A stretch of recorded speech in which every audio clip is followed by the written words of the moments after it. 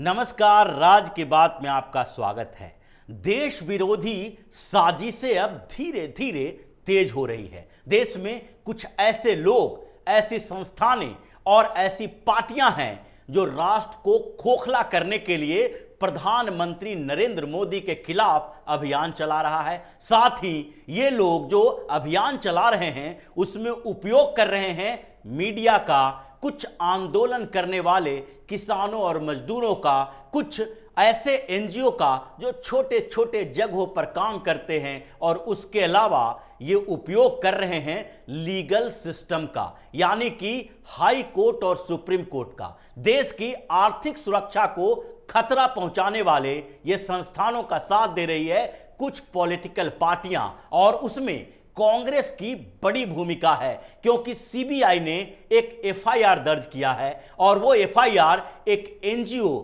और उसके फाउंडर के खिलाफ दर्ज किया गया है जो बड़े वकील हैं। ऋत्विक दत्ता और उनके एनजीओ लाइफ के खिलाफ जो सीबीआई ने एफआईआर दर्ज किया है उसमें ऐसी बड़ी साजिश की बू आ रही है जिससे यह पता चलेगा कि ये एकमात्र एनजीओ नहीं है, एकमात्र संस्था नहीं है जो देश के खिलाफ साजिश कर रही है। और इस साजिश में जो सीबीआई ने एफआईआर दर्ज किया है उसमें प्रधानमंत्री नरेंद्र मोदी और बिजनेसमैन गौतम अडानी का भी नाम है, क्योंकि इन्हीं दोनों के खिलाफ ये बड़ी साजिश की जा रही थी। और इस साजिश में कहीं न कहीं कांग्रेस और उनके पूर्व अध्यक्ष राहुल गांधी की भूमिका रही है, क्योंकि राहुल गांधी का साथी अब गिरफ्तार होने वाला है। और पिछले दिनों जब राहुल गांधी ने गौतम अडानी के खिलाफ अभियान चलाया था तो उसके पीछे एकमात्र कारण बिजनेसमैन को बदनाम करने की कोशिश नहीं थी,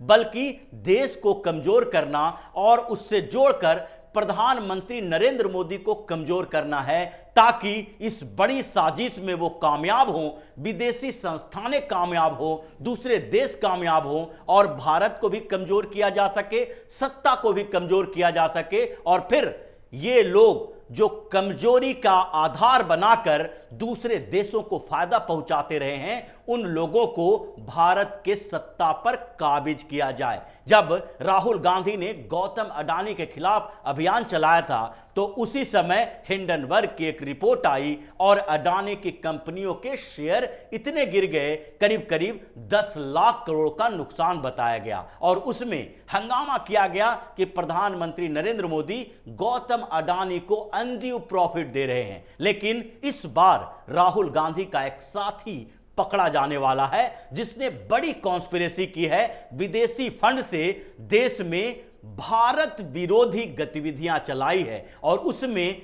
अडानी को टारगेट किया गया है और प्रधानमंत्री नरेंद्र मोदी को भी टारगेट किया गया है, क्योंकि यह सारा जो देश विरोधी गतिविधियों का केंद्र रहा वो गुजरात रहा और गुजरात में ही ये काम करता रहा है। मतलब ये एनजीओ का नाम लाइफ है, LIFE, legal initiative for forest and environment. ये पर्यावरण के बचाने के लिए काम करने वाली संस्था है जो लीगल तरीके से यानी कानून का सहारा लेकर पर्यावरण की सुरक्षा करती है। इसके प्रमुख हैं बड़े नामी वकील ऋत्विक दत्ता। और ये ऋत्विक दत्ता ये ऐसे नाम हैं जिनको बड़े बड़े पुरस्कार मिल चुके हैं। नोबेल प्राइज की तरह एक पुरस्कार है पर्यावरण सुरक्षा के लिए, जिसमें कानूनी तरीके अपनाकर पर्यावरण की सुरक्षा की जाती है, और वो है जो स्वीडन देती है और उसका नाम है लाइवलीहुड अवार्ड। और इस अवार्ड को भी ऋत्विक दत्ता पा चुके हैं। इतने बड़े नाम हैं और विदेशों से फंड लेने में तो बात ही छोड़ दीजिए, क्योंकि इनके 5 साल के अंदर यानी 2016 से लेकर 2021 तक 5 साल में इनके इस संस्थान को 22 करोड़ रुपए की फॉरेन फंडिंग हुई है। और ये फॉरेन फंडिंग कहां से हुई है? ये अमेरिका से हुई है और यूरोपीय क्लाइमेट फाउंडेशन से हुई है। यानी कि जो अमेरिका बेस्ड एक एनजीओ है EJ, अर्थ जस्टिस, इसने अलग अलग तरीके से लाइफ को फंडिंग की है कि भारत में जो अलग अलग जगह पर कोल प्रोजेक्ट चल रहे हैं, जो कॉपर माइनिंग चल रही है, जो अलग तरीके से कोल के कारोबार चल रहे हैं उसमें आप व्यवधान पैदा करें, आदिवासियों को इकट्ठा करें, आंदोलन करें, पर्यावरण की सुरक्षा के नाम पर इन जगहों पर कोल माइनिंग को रुकवाएं और एनजीटी नेशनल ग्रीन ट्रिब्यूनल में चाहे तो आप मुकदमा दायर करें, पीआईएल दायर करें, हाई कोर्ट में पीआईएल दायर करें, सुप्रीम कोर्ट में करें और दूसरे स्तर पर उन गरीब आदिवासियों को, किसानों को भड़काएं, उन्हें पैसे दें और आंदोलन करवाएं जिसका कवरेज मीडिया के माध्यम से होगा। यानी कि हर साल इस एनजीओ को 4.5 करोड़ रुपए दिए गए और 4.5 करोड़ के इस फंड का उपयोग कहां किया जाता था? ज्यादातर गुजरात में, और उसमें भी ये जो विदेशी एनजीओ हैं यानी कि सैंडलर फाउंडेशन या अर्थ जस्टिस, ये जो अमेरिका बेस्ड एनजीओ हैं, ये जो पैसा दे रहा था ये इसलिए दे रहा था कि गौतम अडानी के कोल प्रोजेक्ट को बंद किया जाए या इसे अटकाया जाए ताकि ज्यादा समय लगे, क्योंकि गौतम अडानी का सबसे ज्यादा इन्वेस्टमेंट एनर्जी के सेक्टर में है और एनर्जी के लिए इंडिपेंडेंट होना इंडिया को ऐसी जरूरत है जिससे कि बड़े बड़े देश यानी कि विकसित देशों को, सुपर पावर को यह चैलेंज कर सकता है। एनर्जी आज की सबसे बड़ी आवश्यकता है और अगर इस सेक्टर को रोक देंगे तो इसका मतलब है कि अब भारत का विकास रुकेगा। इसके लिए आपको जितने पैसे की जरूरत है वो पैसे ले लीजिए। और मुंद्रा में जो इनके गौतम अडानी के कोल प्रोजेक्ट है उसको रोकने के लिए इन लोगों ने पूरी व्यवस्था कर ली। इसके लिए कुछ छोटे छोटे ऑर्गेनाइजेशन जो बने हुए हैं गुजरात में, उन लोगों को भी पैसे दिए गए जो एफसीआरए का सर्टिफिकेट जिसके पास नहीं है, लाइसेंस नहीं है, यानी कि फॉरेन फंड वो नहीं ले सकते हैं। इसमें एक खेती बाड़ी सेवा ट्रस्ट भी है जिसका इस्तेमाल इसलिए किया गया क्योंकि इसके पास एक छोटा सा नेटवर्क है जिसमें 1000-2000 किसानों को वो इकट्ठा कर सकता है और सड़क पर उतार कर आंदोलन कर सकता है जिससे किसी भी प्रोजेक्ट को डिले करवाया जा सके। इसके अलावा समता ऑर्गेनाइजेशन, अखिल भारतीय वनवासी कल्याण आश्रम, ऐसे ऐसे छोटे छोटे जो संस्थानें हैं उन संस्थानों को यह पैसा देता रहा और उसके साथ इन लोगों का 3 तरीके से उपयोग करता रहा। जैसे खेतीबाड़ी सेवा ट्रस्ट का उपयोग 2 तरीके से किया गया। सबसे पहले इसको आंदोलन के लिए उकसाया गया और दूसरी तरफ इसके माध्यम से लीगल फाइट भी की गई, यानी पीआईएल दायर किया गया अडानी के उस कॉपर माइनिंग के लिए और जो कॉपर रिफाइनरी है उसको बंद करवाने के लिए, साथ ही कोल प्रोजेक्ट को बंद करवाने के लिए। यही नहीं, जो मुंद्रा पोर्ट पर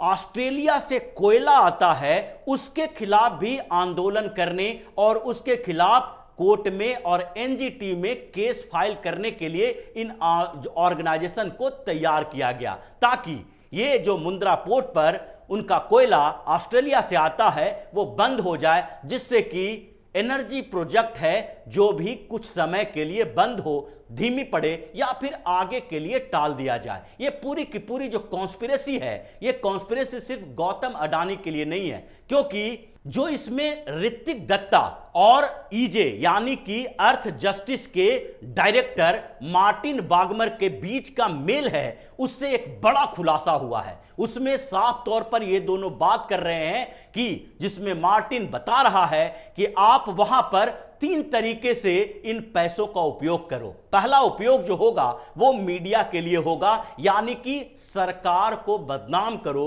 गुजरात में भारतीय जनता पार्टी की सरकार है, केंद्र में भारतीय जनता पार्टी की सरकार है, तो सरकार की पॉलिसी के खिलाफ आप लगातार कुछ सोशल एक्टिविस्ट को जोड़ो और सरकार को बदनाम करने की कोशिश करो, उनकी पॉलिसी की आलोचना करो जिसका मीडिया में कवरेज होना चाहिए। इसके लिए कुछ मीडिया संस्थानों को पैसा खिलाओ, साथ ही कुछ रिपोर्टर को जोड़ो और मीडिया कर्मियों को इसके साथ जोड़कर, जर्नलिस्ट को जोड़कर इसमें बड़ा एक हंगामा खड़ा करने की कोशिश करो। दूसरे स्तर पर कुछ संस्थानें ऐसी होनी चाहिए जिसको पीआईएल की जिम्मेदारी दी जाए और आप चूंकि लीगल इनिशिएटिव वाली कंपनी हो, आप खुद एक बड़े वकील हो, तो पीआईएल उन लोगों से दर्ज करवाओ और मुकदमा आप लड़ो, ताकि जो प्रोजेक्ट चल रहा है वो प्रोजेक्ट रुक जाए या फिर आगे के लिए टाल दिया जाए। ये supreme court, high court, green tribunal, इन लोगों का इस्तेमाल, इन संस्थानों का इस्तेमाल करना है।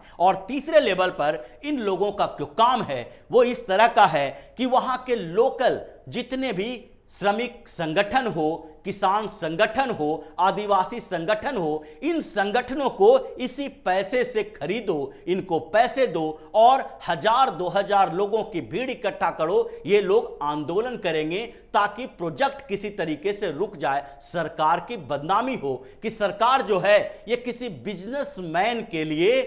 प्रोजेक्ट बना रही है, बिजनेसमैन के लिए योजना बना रही है, उसी के फेवर में काम कर रही है। किसान, मजदूर, आदिवासी, सारे के सारे ये जो वर्ग हैं वो परेशान हैं और ये मीडिया के माध्यम से कवरेज करके सरकार को बदनाम करने की साजिश रची जा सकती है। ये पूरा का पूरा जो मामला सामने आया है, सीबीआई ने जो एफआईआर दर्ज किया है एफसीआरए लाइसेंस कैंसिल करने के बाद, इसमें ऋत्विक दत्ता अकेले नहीं हैं, बल्कि ऐसे ऐसे कई ऑर्गेनाइजेशन और है जिसका एफसीआरए लाइसेंस कैंसिल किया गया। पिछले दिनों जो पिछले साल सितंबर में से लेकर नवंबर तक कई छापेमारी की गई थी, उसमें ऑक्सफाम जो कि मीडिया, इंडिपेंडेंट मीडिया कहलाता है, संस्थान है, जिसके खिलाफ भी छापेमारी की गई थी दिल्ली और बेंगलुरु के उनके दफ्तरों में, और एफसीआरए लाइसेंस रद्द किया गया था क्योंकि इसका भी फॉरेन फंडिंग का उपयोग इसी तरीके की गतिविधियों में की जा रही थी। यही नहीं,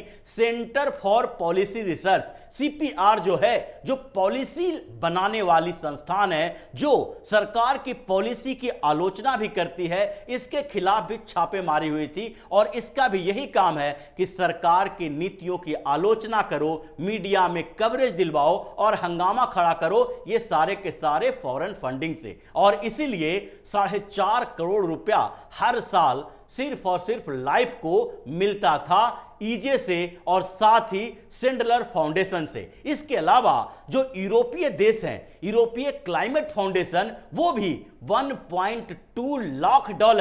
इस लाइफ एनजीओ को दे चुकी है और इसका काम भी पर्यावरण के नाम पर देश के विकास को रोकना है। और इसके लिए मोदी अडानी का इस्तेमाल किया गया है। मोदी अडानी की जोड़ी का इस्तेमाल अभी कौन सी पॉलिटिकल पार्टी सबसे ज्यादा कर रही है, इसमें कोई रॉकेट साइंस नहीं है, क्योंकि इस बीच राहुल गांधी पूरे देश में जो अभियान चला रहे हैं, चाहे भारत जोड़ो यात्रा के समय या हर मंच पर, वो मोदी अडानी की बात करते हैं। और उसी तरीके से वो लंदन में भी मोदी अडानी की बात करते रहे, देश के लोकतंत्र के खतरे की बात करते रहे। और इस बीच मोदी अडानी के खिलाफ जो अभियान चलाने वाले कुछ एनजीओ पकड़े जा रहे हैं, जिसको सीबीआई और ईडी अपने चंगुल में ले रही है, जिस पर खुलासा हो रहा है, यानी कि कांग्रेस का लिंक इन संस्थानों से है। क्योंकि पिछले दिनों एक रिपोर्ट आई थी और उसमें साफ तौर पर कहा गया था कि करीब 500 करोड़ रुपया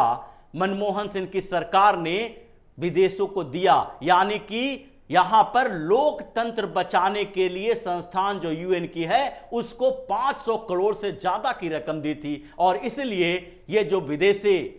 संस्थानें हैं, जो दूसरे देश हैं, उसके जो ऑर्गेनाइजेशन हैं, वो लोग राहुल गांधी के साथ खड़े नजर आ रहे हैं। और अब ये सामने साफ दिख रहा है कि जितने एनजीओ जो फॉरेन फंडिंग ले रहे हैं, वो कांग्रेस और राहुल गांधी के इशारों पर मोदी सरकार को बदनाम करने की कोशिश कर रहे हैं और